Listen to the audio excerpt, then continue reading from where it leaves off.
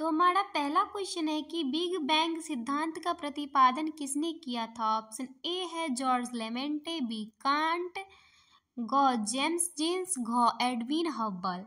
तो big bang सिद्धांत का जो प्रतिपादन किया गया था वो किया गया था एडविन हब्बल के द्वारा। तो option D is the correct answer हो जाएगा। नेक्स्ट क्वेश्चन है हमारा कि बिग बैंग सिद्धांत के अनुसार ब्रह्मांड की उत्पत्ति आज से लगभग कितने वर्ष पूर्व हुई। तो बिग बैंग सिद्धांत के अनुसार ब्रह्मांड की उत्पत्ति जो है आज से लगभग 13.7 अरब वर्ष पूर्व हुआ था, यानी कि ऑप्शन को इज द करेक्ट आंसर हो जाएगा। नेक्स्ट क्वेश्चन है कि पृथ्वी से सूर्य की औसत दूरी कितनी है। तो हमारी पृथ्वी और सूर्य के बीच की जो औसत दूरी है वो 14.96 crore kilometre. Option go is the correct answer हो जाएगा। नेक्स्ट क्वेश्चन है आंतरिक ग्रह के अंतर्गत निम्नलिखित में से किस ग्रह को नहीं रखा जाता है। तो देखिए, हम आपको जो पृथ्वी को सूर्य से दूरी के अनुसार सजा देंगे। जो अंदर के 4 ग्रह होंगे वो आंतरिक ग्रह होंगे, जो बाहर के 4 ग्रह होंगे वो शनि ग्रह होंगे। तो पहले हमारा होता है बुध, शुक्र, पृथ्वी, मंगल। ये चारों हमारे आंतरिक ग्रह है। तो शुक्र भी अंदर आता है, मंगल भी अंदर आता है, पृथ्वी। बच गया हमारा शनि।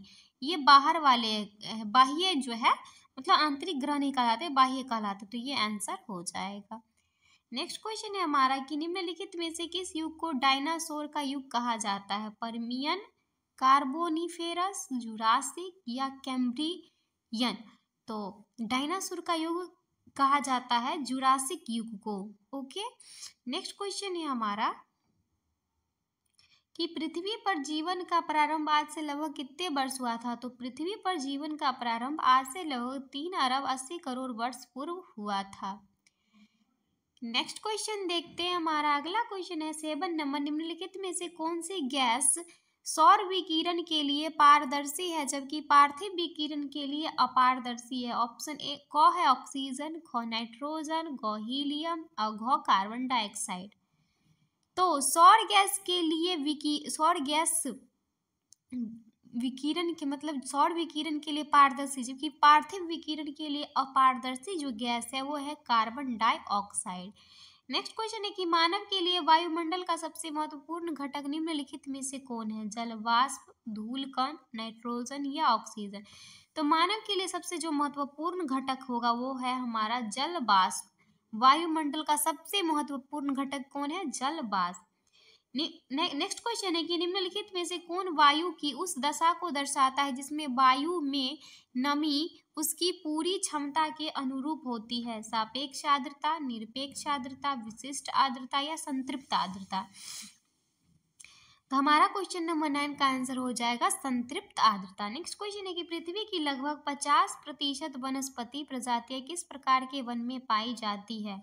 ऑप्शन ए है शीतोष्ण वन, बी ख टैगा वन, ग उष्णकटिबंधीय वर्षा वन, घ भूमध्य सागरीय वन। तो पृथ्वी की लगभग 50% वनस्पतियां जो पाई जाती है वो पाया जाता है उष्णकटिबंधीय वर्षा वन। ओके।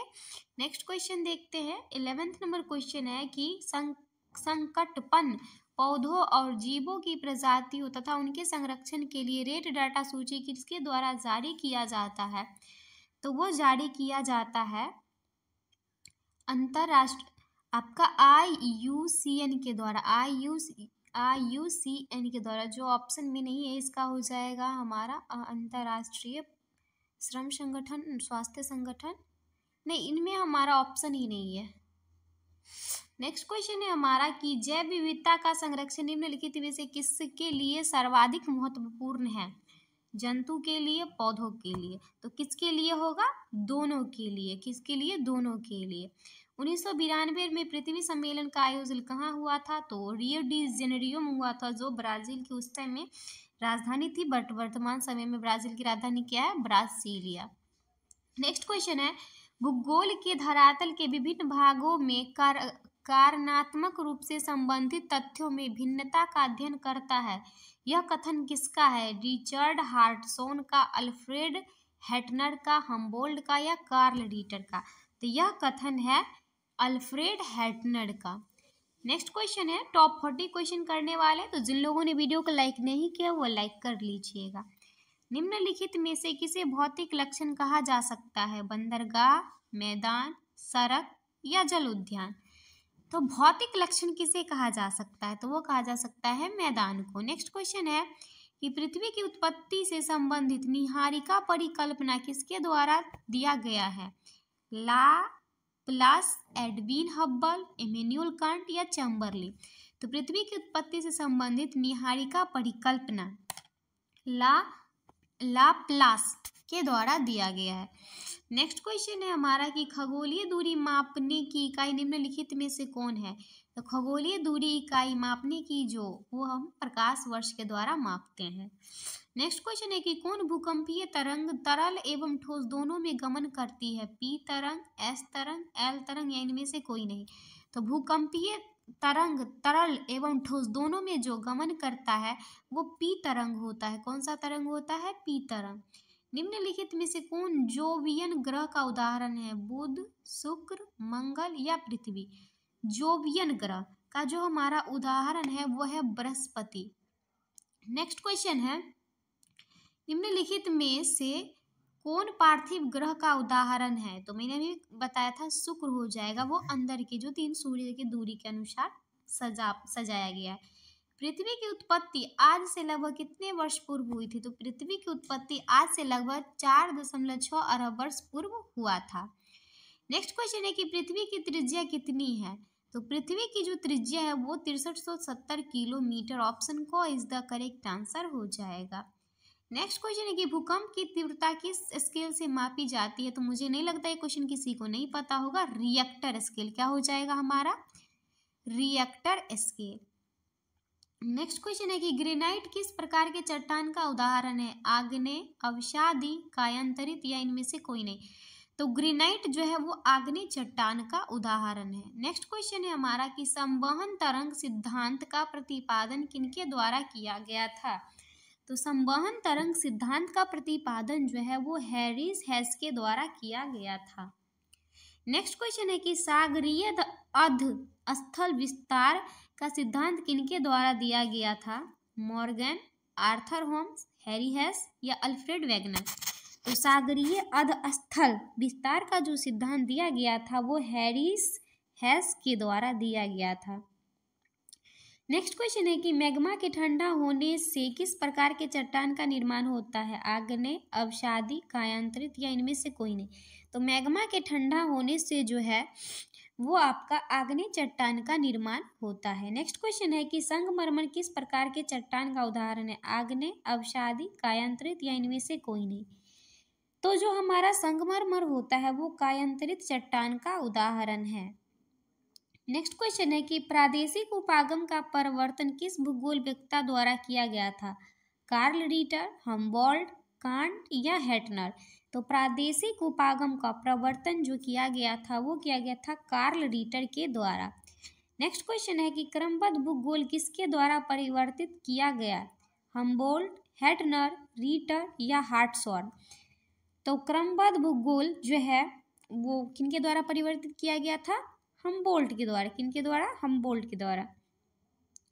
नेक्स्ट क्वेश्चन है कि भूगोल के किस उपागम विधि को प्रकर्णन विधि भी कहते हैं? तो भूगोल के जो है वो क्रमबद्ध उपागम विधि को जो है वो हम प्रकर्णन विधि भी कहते हैं। नेक्स्ट क्वेश्चन है कि समुद्र मार्ग से पृथ्वी की परिक्रमा करने वाला प्रथम नाविक कौन था? तो समुद्र मार्ग से जो पृथ्वी की परिक्रमा करने वाला जो पहला व्यक्ति था वो मैगलन था। कौन था? मैगलन। नेक्स्ट क्वेश्चन है कि पृथ्वी की आंतरिक संरचना में मध्यवर्ती परत किस नाम से जाना जाता है? मेंटल, भूप्रपटी, क्रोड या इनमें से कोई नहीं। तो पृथ्वी के आंतरिक संरचना में मध्यवर्ती परत जिस नाम से जाना जाता है उसे मेंटल कहते हैं। नेक्स्ट क्वेश्चन है कि भू संचलन किससे उत्पन्न होता है? पवन से, समुद्री तरंग से, पृथ्वी की बाह्य शक्तियों से, पृथ्वी की आंतरिक शक्तियों से।